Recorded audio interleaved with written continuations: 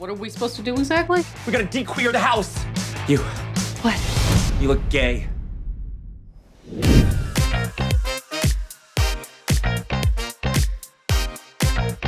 I was really excited to nod to the wedding, you know? I think you have to have a wedding in the wedding banquet. You know, for me, I was really excited to have it be Korean, because I'm Korean, and you know, I think that the Korean wedding traditions are really funny. Like, you've got like jujubes and chestnuts being thrown, and you've got like a piggyback ride, and this is something that I saw, you know, my brother go through when he got married a decade ago, and you know, making this movie was my way of throwing myself my own Korean wedding.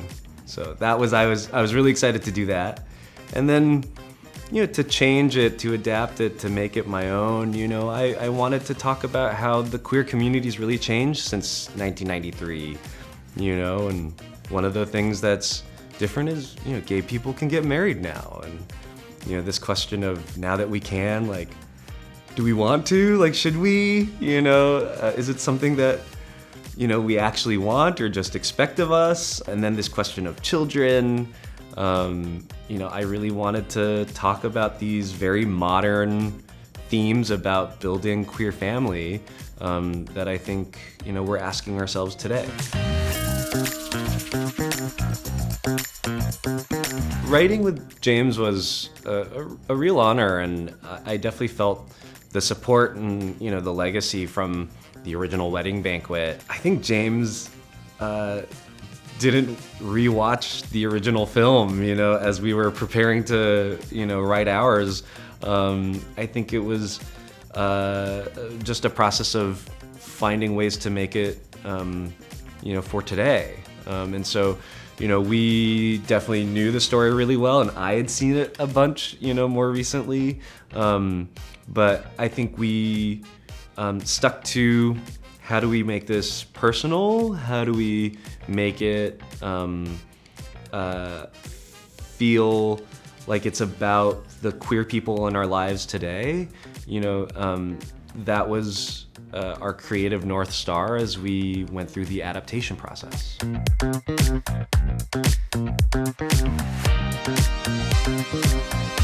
Making the film in Seattle was a lot of fun. We went on a tour with Lily Gladstone. You know, she grew up in Seattle, and when she found out that we were setting the film there, you know, we drove around with her for like hours, and she gave us this really cool, you know, personal history tour. We passed by her dad's school, you know, and then she also gave us Indigenous history. It was really kind of, you know, one of the like coolest experiences of my creative life.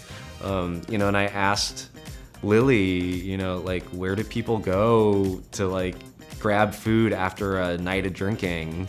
Because that happens in our movie. And she said, Dick's, they grab a bag of Dick's. And so we put that in the film. And then my producer and cinematographer and production designer and I, like, we bought some Dick's and we ate those burgers, and they were great.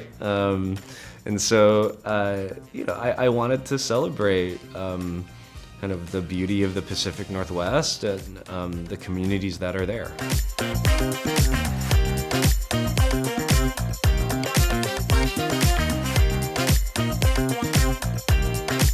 The farthest length I've gone to hide something from my parents. I feel like I don't want to say, like, right now.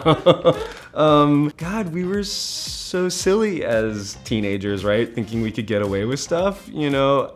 And it does make me wonder how much they actually, like, know or figured out already. In high school, when I was, like, straight, had a girlfriend, and we went to Disneyland, and I was like making out with my girlfriend in downtown Disney, and then my dad was gonna pick us up, and he like saw us.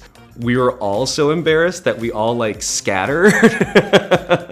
Like even my dad like turned away, and I was like, no, wait, like we've seen each other, like take us home. So that was a badly kept secret.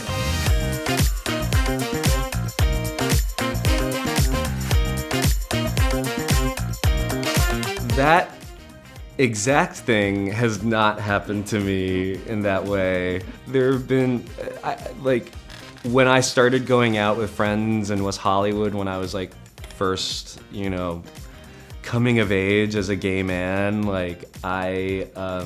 this was like pre-Uber and pre-Lyft, and sometimes I'd drive myself to West Hollywood and be like, yeah, I'm not gonna drink, and then I'm just gonna be able to get home fine, and then would get wasted and then have to sleep in the car, until I sobered up, and I'd wake up and the car would smell terrible and it would be bright, and people would be walking past me, just me being a full disaster. And so that's something that I am very happy I have moved on from in my life.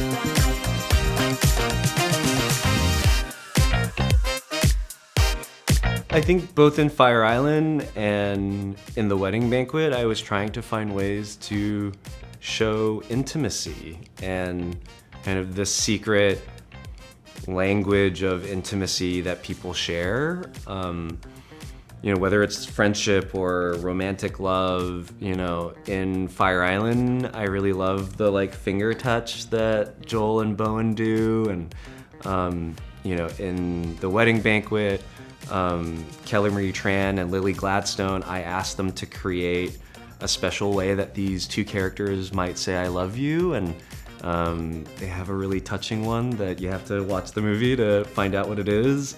And then, between Bowen Yang and Han-gi-chan, there's a really sweet moment, at the beginning of the film in the bathroom where, they're doing their little morning routine with skincare and brushing teeth, and, that's something inspired by my boyfriend. And so, there's a lot of,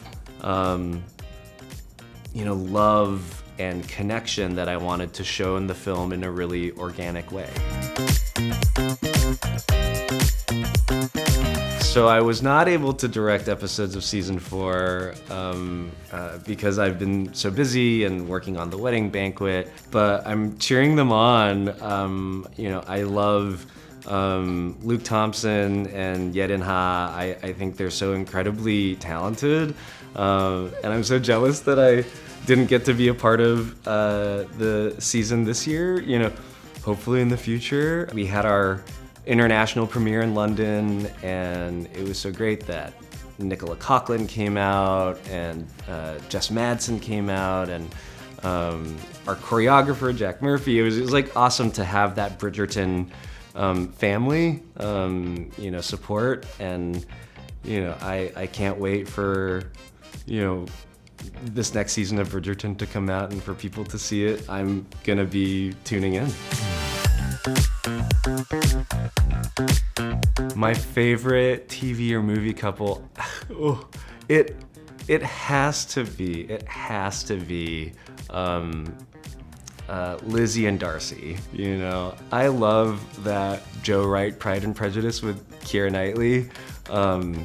The hand moment, I can't get over it. It'll never leave my brain. It is such a visceral, romantic gesture. By the end of that film, when they're together, I'm just crying. I am so excited to see that movie when it comes out for the re-release on the 20th. So maybe people can do a double feature. They can see The Wedding Banquet and then they go see Pride and Prejudice. And then Fire Island afterwards. And then go see Fire Island at home on Hulu.